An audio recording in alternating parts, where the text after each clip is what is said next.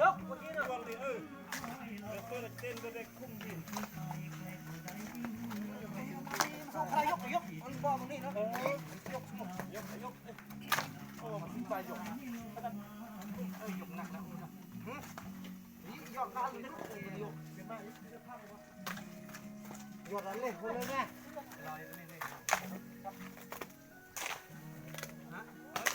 น้องช้าง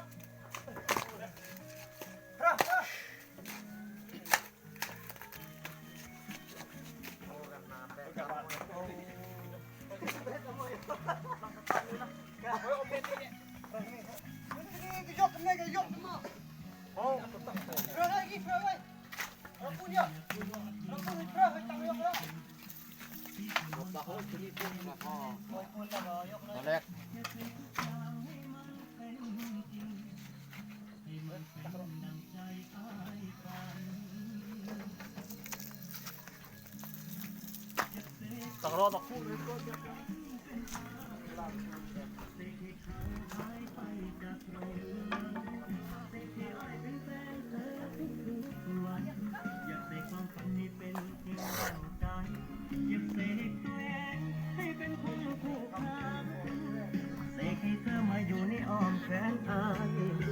แต่โลกความจริงมีเธอกับเขาเดินผ่านไป